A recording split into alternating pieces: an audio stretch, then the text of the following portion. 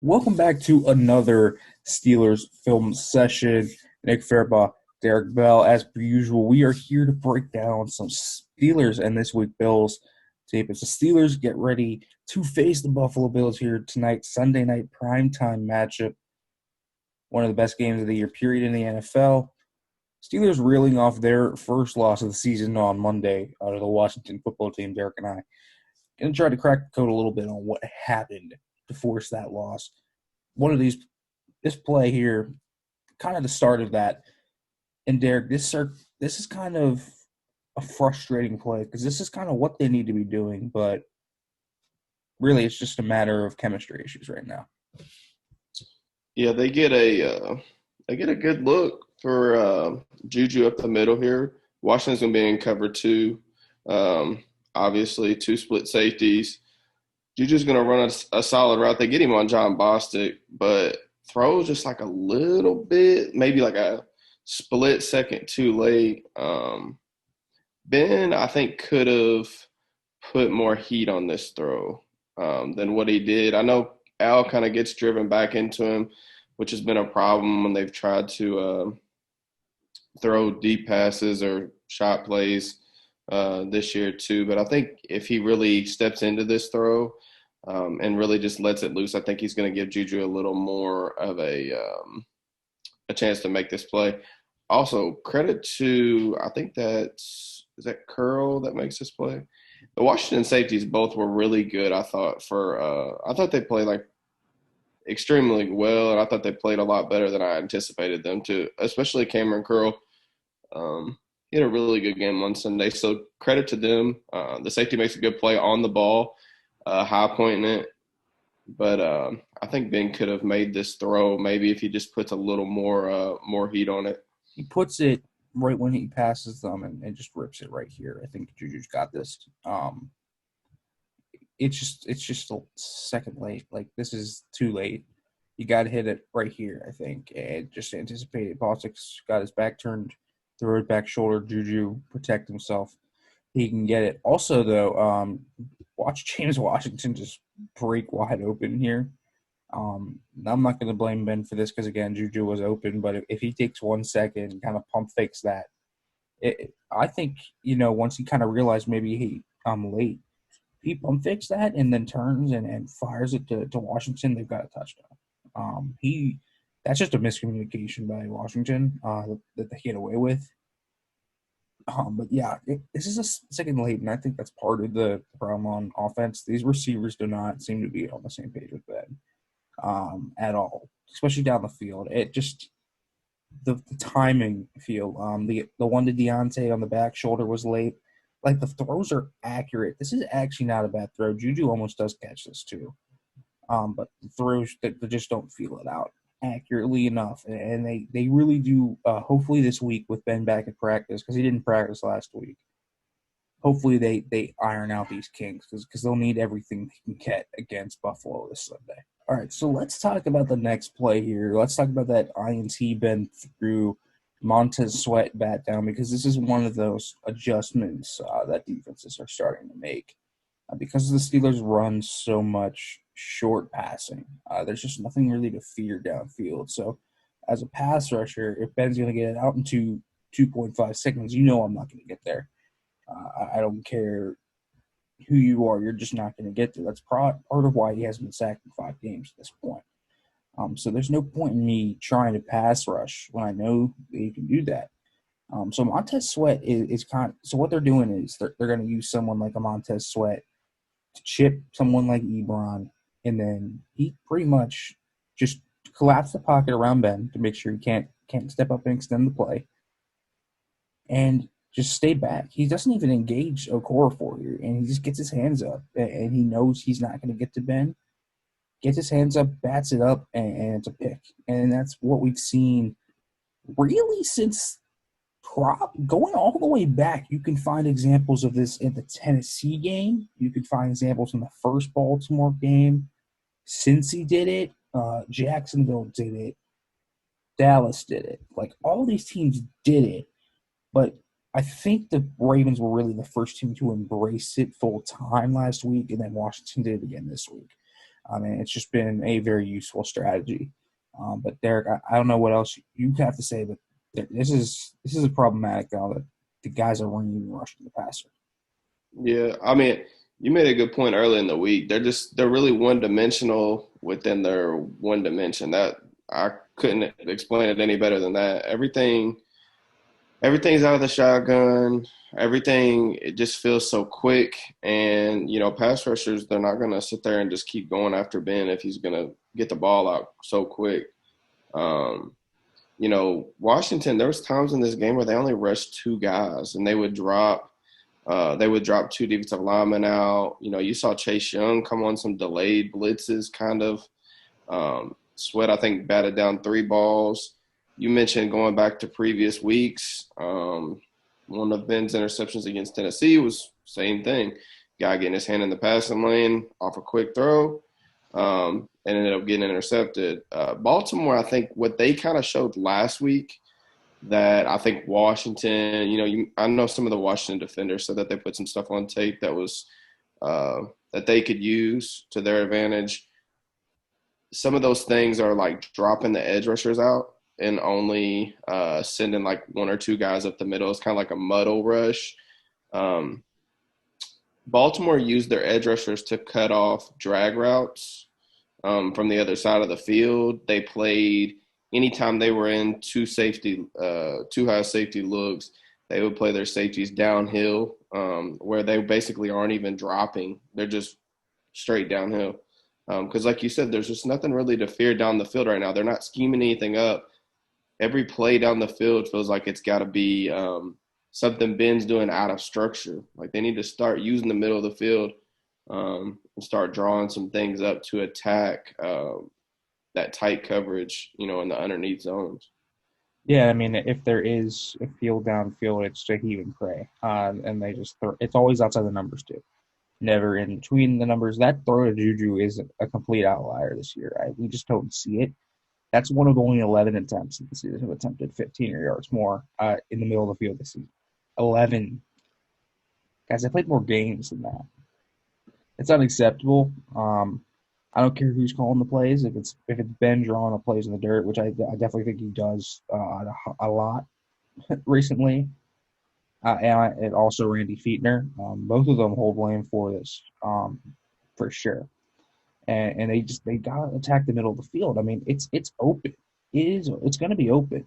Um, Heck, if Ben wanted to, he probably could have had Washington at this break. But like, look, I mean, even the interior guy's getting his hands up. So it's like, every defender on the defensive line get those hands up. It's going to lead to more INTs in the future. So how do you make them respect it? Maybe Ben has to get sacked one or twice a game, but if you have that downfield element, it just opens up the entire offense, including the running game, and including the running game. So they just desperately need a downfield passing threat, and that needs to start this week. All right, so next play, let's talk about this disastrous goal line sequence the Steelers had. They had, I think, 6 tries after a Washington football team penalty. Could not get it in, really from the inch line. I mean, it was we saw the tackle eligible throw. I still think that was designed to Claypool, but it's a tackle eligible throw regardless. But they couldn't punch it in with Benny Snell from really an inch yard out. I mean, this play though, the 4th and 1 play, kind of emblematic of everything. Derek, kind of walk me through this here. Well, the first thing that happens is Ebron's not even set when this ball's snapped. But he's got to come off with a little more urgency here too. You see him standing straight up, just kind of going, just like he's going through the motions. Blocking Chase Young with Eric Ebron is a fireable offense, but he's got to at least get contact here or lose slowly. I mean, if you let the guy literally slice right in front of your face, this play's kind of doomed from the start. O-line's just really struggling on double teams to get any push. Like, I mean, you watch the goal line playing here. There's just no push up the middle, and that's really been a consistent thing all year for them up front. They just are not moving bodies in the run game. Um, I don't. I think if James Conner was in on some of these plays, like maybe he's a little more explosive. Maybe he jumps over the top here. But I mean, Chase Young's got him by the legs. So I don't know. I mean, the run game even before last week has been awful, really, for the majority of the season. But they've been decent in third and short and goal line. Like Benny Snell's got a couple 1 yard touchdowns this year, but um, they're just not moving guys, and it's concerning up front. It's not a one person failure. It's all 5, 6, 7 guys, however many guys they got blocking on the play every week. Their pad level is high on like every rep. I don't know why. I don't know why their pad level's high on every rep. But like De Castro actually gets some movement here in the middle. I think if Ebron just I don't even care if Ebron turns himself into a plow and gets run over. Like if he blocks him, I think Snell can run right behind De Castro and get in this one. Still not great, but like that's probably enough to get in for Snell. The line's right there. De Castro pushes the D lineman into the turf. I think they could have done it. But yeah, there's just no push. I mean, none. I mean, you're asking Vance to block 3 dudes. I don't know what they're doing there. I don't know what in the world Villanueva. Who is this down here that just kind of dives off? Is that Hawkins? I believe that's all. Yeah, Hawkins here, I think. Or no, I think that's Filer, who just kind of dives into his guy. Or no, there's Filer. I don't actually know who that is. That's not Villanueva. I think that might be Hawkins. Here's Hawkins. Whoever the heck this dude is. What in the world are you doing, dude? Is that Coyle? That might be Coyle, I wonder. From the practice squad. And he just kind of dives into his guy. Like, I don't know why he does that. I get, like, I don't know why he doesn't just, like, kind of do a double team here. Like, the scheme probably should have been to double team Chase Young. Like, Filer They could have just don't handled this. block him at all. Yeah, Father got a ton of movement on that actually. Rare would I say that here, but like, why, who's putting Ebron on Chase Young 1-on-1? It's just never gonna work. Like, schematics and talent, like, just come together on display, and it's a whole mess. Hopefully that's fixed this week if they do get in a situation like this. Okay, so let's break down some Bills tape. We're really breaking down Josh Allen now. I mean, here, one of the best throws you'll see really all season from a quarterback. Cover 2, watch this. This is a dagger concept, so you're going to get digs up. Here comes Gabriel Davis under, and he just threads the needle. If you can ever if you have ever seen the definition of threading the needle, right over this linebacker and then right in front of this DB. I mean, this isn't bad coverage either by Jason Barrett. He's right there. Perfect throw. Hits him right in stride. Great anticipation. Allen's throwing this right as Davis is starting to break down and come in the middle of the field. He's throwing him open pretty much. Now, as for the coverage, there's a whole different thing that they run cover 2 and they kind of pray that watch that we were on the backside. Dawson Knox is wide open. There's no one within 20 yards of him. He's just kind of praying he doesn't see it. But this is phenomenal throw, and it's kind of what you see with Josh Allen every week. He makes these throws consistently. He's got an absolutely great arm. His mechanics are smoother than ever. He just looks like a different quarterback than what Pittsburgh saw last year. This is a better Josh Allen. Yeah, I agree. I think it's going to be interesting to see how Pittsburgh defends him. Like you said, this is a tough spot to put Jason Verrett in as a cover 2 corner. That's a difficult task to run with that dig route.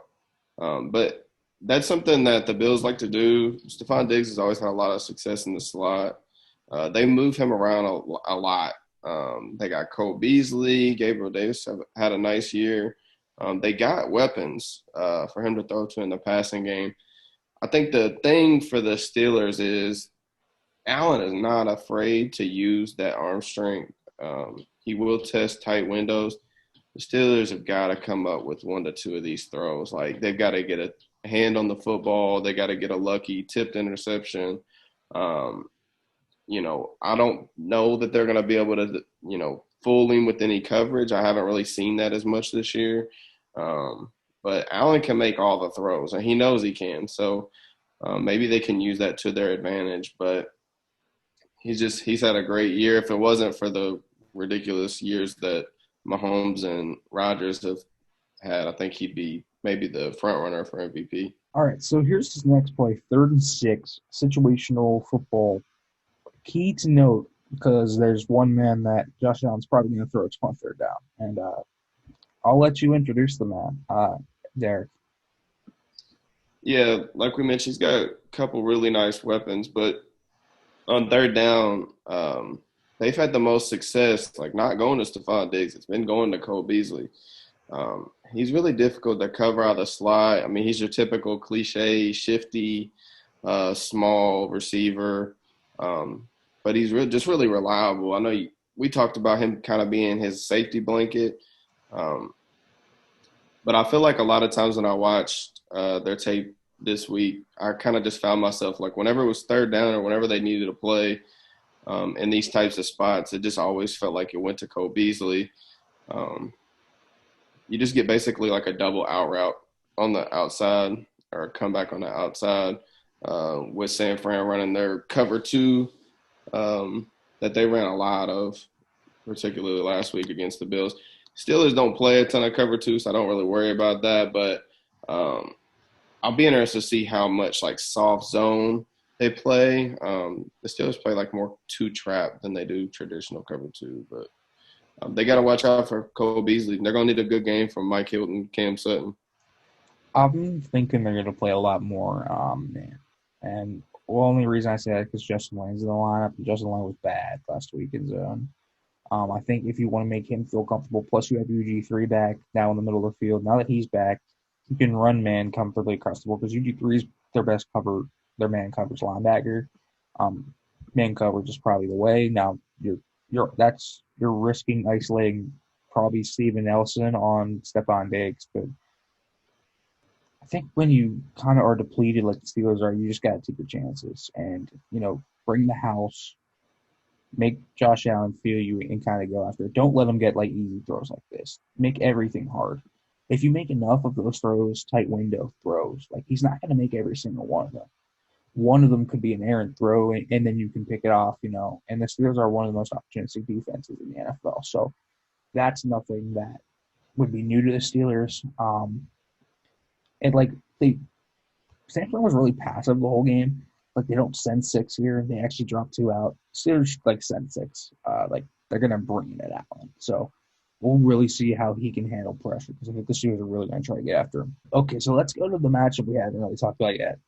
Steelers O versus Buffalo D.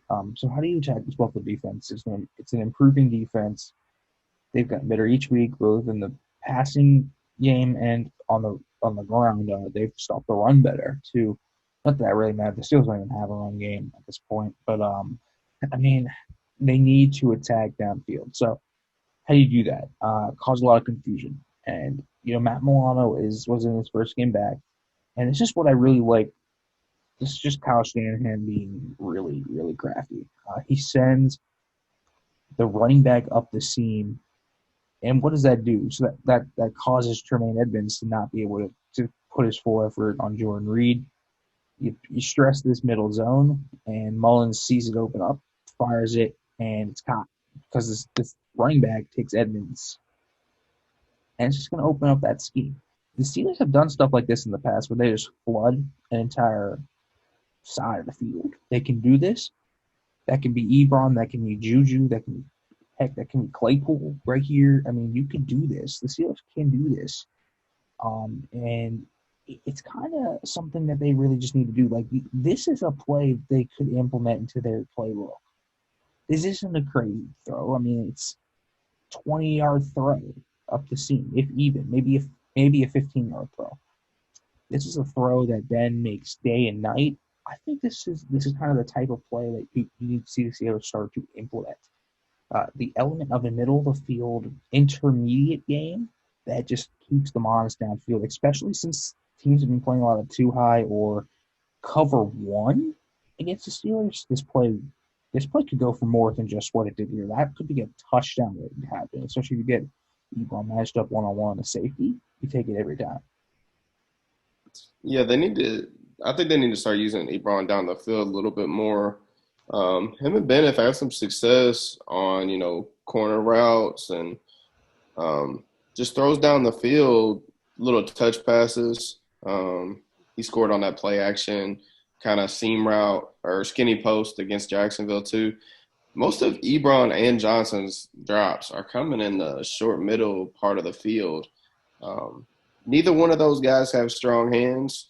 Um, and maybe that's probably going to be the case all year. But I mean, I think if they start to get this offense a little more vertical, like we've preached, um, I think the drop numbers might come down a little bit. I mean, um, they can use Ebron's, physical makeup to exploit a lot of teams. A lot of teams don't have linebackers that are comfortable running with guys as fast as he is. Um, we kind of hoped that would be the reason that they brought Ebron here, was to kind of be a seam buster, go over the middle, be a matchup nightmare for linebackers or even some safeties. Um, the Steelers, for whatever reason, don't use play action, but I still think that they can use him and Juju especially over the middle of the field. I mean, we haven't even seen very much of Juju being schemed open since the Dallas touchdown over the middle of the field, where he kind of ran that double move on the safety. If they can get Ebron matched up with Edmonds some in this game, I think that would be a favorable matchup for Pittsburgh.